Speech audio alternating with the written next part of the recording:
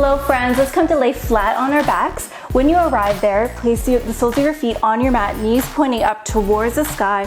Take a moment to snuggle your shoulder blades underneath the back body and tuck in your chin slightly. Now let's rock our pelvis forward. You can almost visualize your hip points pointing up now towards your face as you do this action. And you may also feel that your low back is now pressed or stamped against the mat.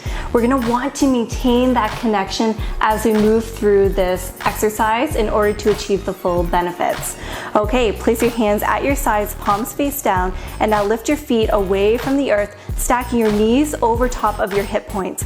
Press your legs together and point through your toes, shins parallel to the mat.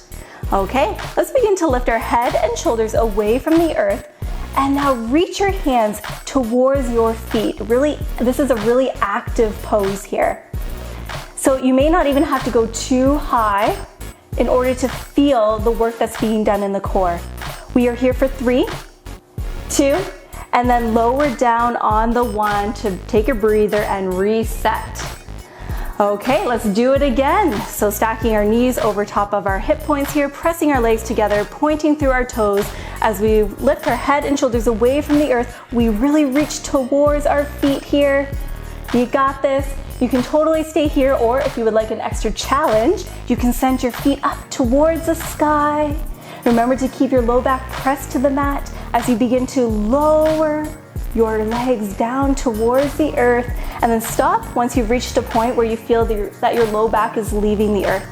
We are here for 3, 2, and then lower down on the 1. Whew. Take a full body stretch. Oh my goodness, that feels quite nice. Okay, so return to this video often, especially if you are looking to enhance your core strength. Thank you so much for joining me here today. Bye for now.